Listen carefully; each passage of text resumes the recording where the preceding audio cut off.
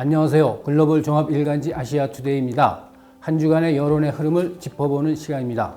오늘도 RN서치 김미연 소장님 함께 하셨습니다. 안녕하세요, 소장님. 안녕하세요. 지난주에도 각 분야에서 많은 이슈가 있었습니다. 그 중에서도 북한의 비핵화 협상에 대한 관심이 국내에서 많이 제기되고 있는데요. 지난번에 베트남 하노이에서 열렸던 2차 북미 정상회담 결렬 이후에 교착 상태를 면치 못하고 있습니다. 그래서 그에 대한 국민의 관심이 이제 계속되고 있고요. 정치권에서는 이제 다음 주에 있을 창원 성산과 통영 고성의 국회의원 재보선에 따라서 이번 주에 선거운동이 이제 본격화됐습니다. 그리고 개각에 따른 실계부처 장관 후보자에 대한 청문회가 이제 이번 주에 시작이 됐고요. 그래서 이런저런 많은 이슈가 있었습니다. 이에 따라서 우선은 역시 정치적으로 많은 관심을 끌고 있는 이제 차기 정치 지도자가 누가 적합한지 그에 대한 좀 여론조사가 있었죠. 네, 이번 주에도 저희가 12명의 인물 중 누가 가장 차기 지도자로 적합하냐 물어봤는데 역시 한교안 후보가 전주 대비 우리가 직전 조사보다는 지지율이 상승해서 26%로 1위를 기록했고요.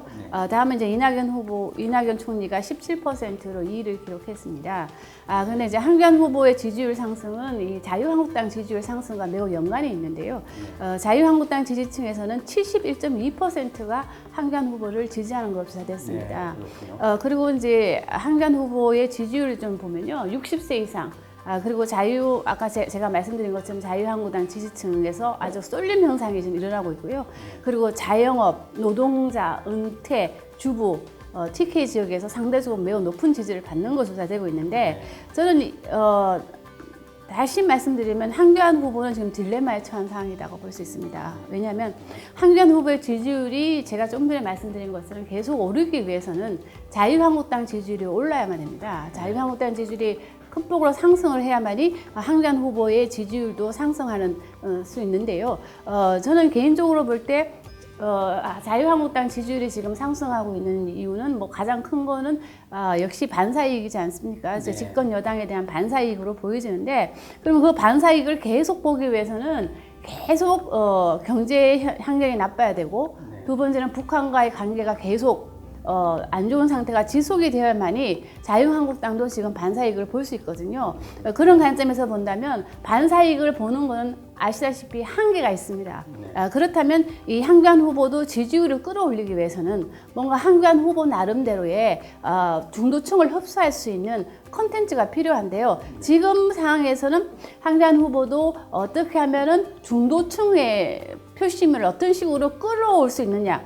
그런 점에 대해서도 한교안 후보가 좀 고민을 해야 할 시점이 지금 나타났다고 보여지는 게 저는 개인적으로 오늘 저희가 발표한 이 지지율은 한교안 후보가 지금 상황에서 받을 수 있는 최고치를 지금 찍었다고 보여집니다. 네, 그렇군요.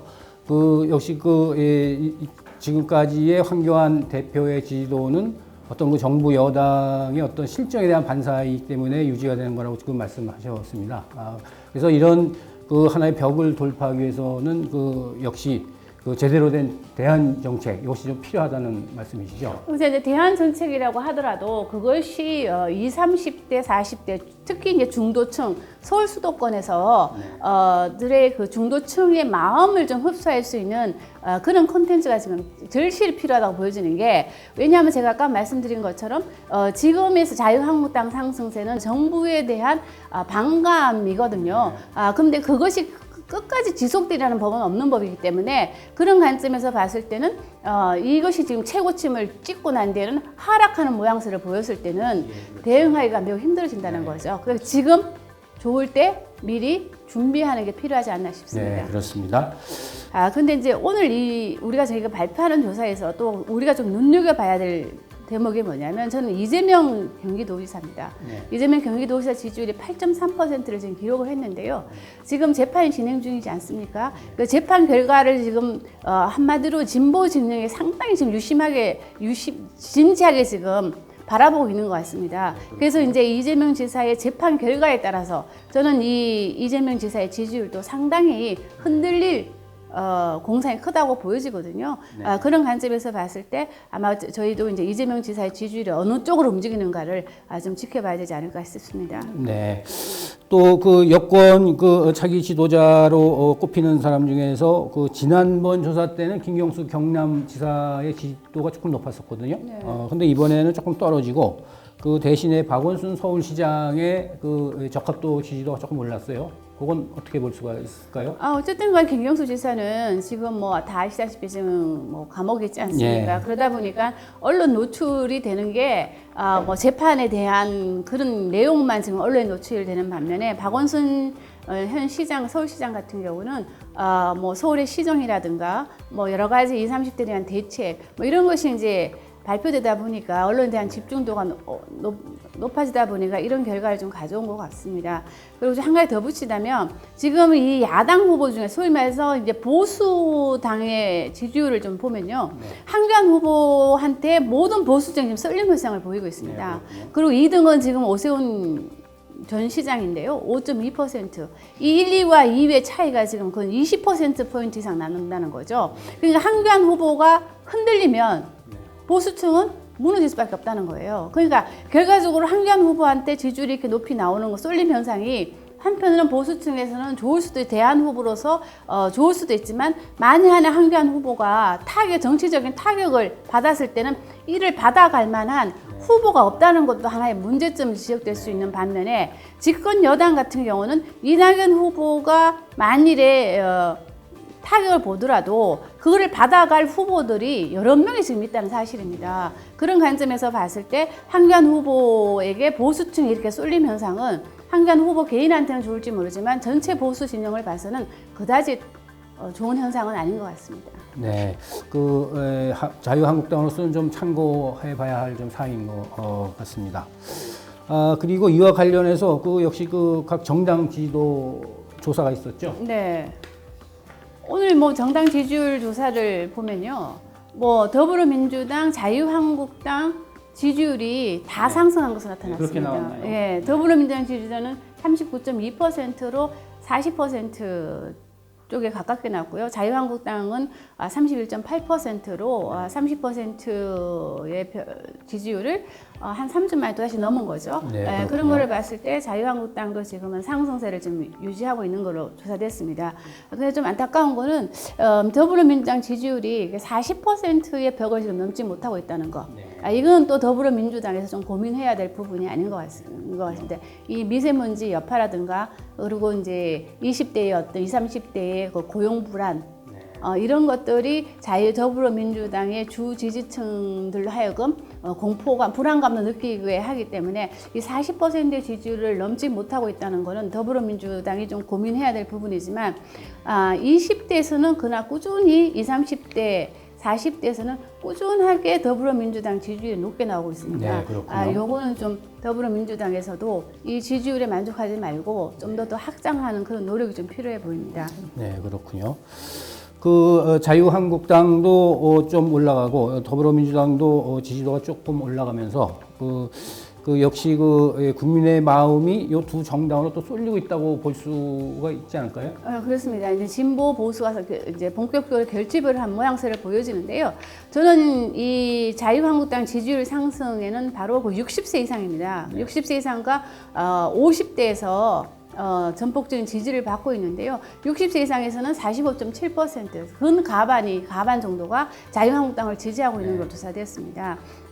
그런 거를 봤을 때 자유한국당, 저는 이런 조사 결과를 보면 참 안타까운 생각이 드는 게 우리나라의 그 두 거대 양당이 한쪽은 젊은 층의 지지를 받고 있고 한층은 좀 연세 드신 분들한테 지지를 받고 있는 이런 상황을 보면 좀 안타까운 생각이 좀 들고요. 반면에 이제 바른미래당 지지율이 8%로 전주 대비 소폭 하락을 했는데요. 바른미래당도 지난주에 내용이 있지 않았습니까? 바른미래당 내에서 선거법 관련해갖고 내용이 있다 보니까 이런 게 좀 영향을 미치는 것을 보여지는데 바른미래당도 상당히 잠재적인 20대나 30대에서는 지지를 받을 수 있는 잠재적인 당이긴 하는데 이 10% 벽을 계속 넘지를 못하고 있습니다. 그거는 바른미래당 자체도 좀 고민을 해야 될 부분이 아닌가 싶은 게 중도 보수층을 포병을 한다면은 바른미래당도 상당히 그 중도 보수층의 운하에서도 한 20% 정도 되기 때문에 그 정도를 좀 흡수할 수 있는 콘텐츠 개발이 좀 필요한데 어떻게 보면 바른미래당도 이쪽도 아니고 저쪽도 아닌 그런 상황에 있기 때문에 이 지지율이 아직 이제 10% 벽을 돌파하지 못하는 걸 보여집니다. 네, 그 지난번에 바른미래당의 지지도가 9.9%를 기록해서 그 보수 대한정당으로서의 위상이 좀 높아가는 게 아니냐 그런 관심을 좀 가졌었거든요. 근데 이번에 이제 조금 더 떨어져서 그 앞으로 향후 또 지지도가 어떻게 변할지 좀 지켜봐야 될 것 같습니다. 그러나 여전히 20대에서는 뭐 근소한 0.1%포인트 차긴 하지만 20대에서는 바른미래당이 자유한국당보다는 약간 높은 걸로 나타나서 2위를 유지하고 있는 걸로 나타났습니다. 네, 그렇습니다. 이런 그 정당 지지율은 이제 다음 주에 국회의원 재보선 결과에도 좀 영향을 받지 않을까요? 영향을 줄 것으로 지금 보여집니다. 영향을 줄 걸로 보여지는데 지금 뭐 PK에서 조사 결과를 보면 더불어민주당은 30.6%의 반면에 자유한국당은 45.6%로 근 가반에 가까운 거 조사됐거든요. 근데 이것이 그대로 이제 선거에 영향을 비슷하게 나올는지는 모르겠지만 어쨌든 지금 두 곳이지 않습니까? 통영 고성과 창원 성산인데요. 창원 성산 같은 경우는 지금 진보 진영의 단일화가 이루어졌기 때문에 이쪽에서는 결과는 뚜껑을 열어봐야 되는 걸로 보여지고요. 그리고 통영 고성에서는 아시다시피 지난번 국회의원 선거에서는 민주당에서 후보조차도 못 냈습니다. 그래서 한국당이 투표 없이 당선된 지역이거든요. 유일한 당선된 지역이거든요. 그런 것을 봤을 때 만일에 통영 고성에서 자유한국당이 이긴다면 어떻게 보면 당연한 거고요. 만일에 자유한국당이 진다면 이것이 이변인 거죠. 이것이 큰 이변으로 지금 작용할 것으로 보여집니다. 네, 하여튼 좀 지켜봐야 될 것 같습니다. 그리고 최근에 계속되는 국내외 이슈로서는 역시 북한의 비핵화 문제입니다. 그래서 지난번에 베트남 하노이에서 열렸던 2차 북미 정상회담 결렬로 계속 교착 상태가 이어지고 있는데요. 그 가운데 또 지난주에는 개성의 남북 공동 연락사무소에서 이제 북한 측이 일방적으로 철수를 했고요. 미국에서는 또 트럼프 대통령이 대북 추가 제재에 대해서 일단 철회 지시를 해서 또 좀 논란이 좀 있는 것 같습니다.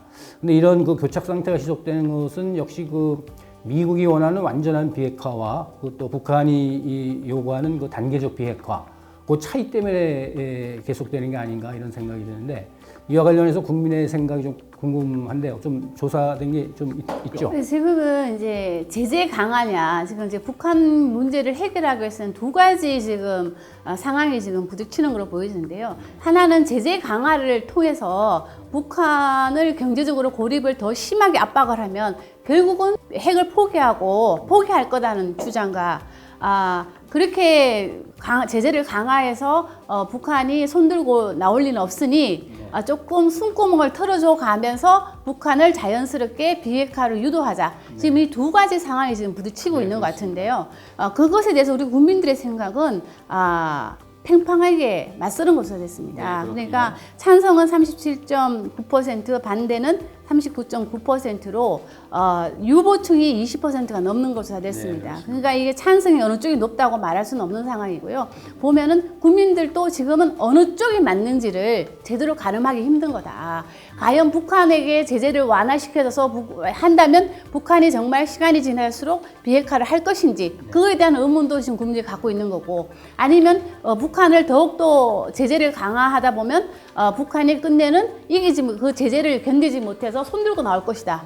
이것도 국민들 입장에서는 그럴 리가 있겠냐. 그렇게 몰다 보면 북한이 충동적으로 또다시 미사일 발사라든가 핵실험을 하게 돼서 대한민국 자체가 어떤 그런 긴장, 군명으로 몰고 갈 수도 있다는 그런 두려움도 있기 때문에 이 부분의 제재 강화를 하느냐 안 하느냐에 대해서는 국민들 생각은 상당히 지금 맞서고 있는 걸로 보여지고 특히 잘 모르겠다. 유보층은 22%로 매우 높게 조사됐습니다. 네, 그렇습니다. 이렇게 찬반이 팽팽하다 보니까 정부로서 사실 좀 고민이 많을 것 같아요. 그러니까 어느 쪽으로 가야 될지. 그래서 나름대로 수기를 해서 정책 방향을 결정하긴 해야 될 텐데요. 이런 그 제재 강화에 대한 그 의견을 조사해 보니까 지역별로 보면은 부산 경남 쪽만 제외하고는 거의 전 지역에서 이런 그 대북 제재 강화에 대해서 반대하는 걸로 나왔네요. 네.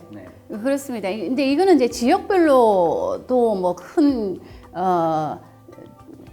보는 것도 의미가 있겠지만 이제 역시 이제 서울 수도권 같은 경우도 보면 서울 같은 경우는 이제 찬반이 팽팽하게 맞서는 것으로 됐습니다. 41.4, 예, 41.6. 그리고 이제 유보가 17%거든요. 그런 걸 봤을 때는 대전, 충청, 뭐 서울, 이제 경기, 인천 같은 경우도 보거나 강원, 제주, 뭐 대구, 경북 같은 경우를 보면 잘 모르겠다. 유보 응답이 상당히 높은 걸로 나타났습니다. 특히 뭐 한 대구, 경북 같은 경우는 10명 중 3명 정도는 잘 모르겠다는 의견이 유보하고 있는 거로 조사됐는데요. 그런 거를 봤을 때는 역시 20대, 30대의 경우를 봤을 때는 20대도 상당히 팽팽합니다. 찬반이.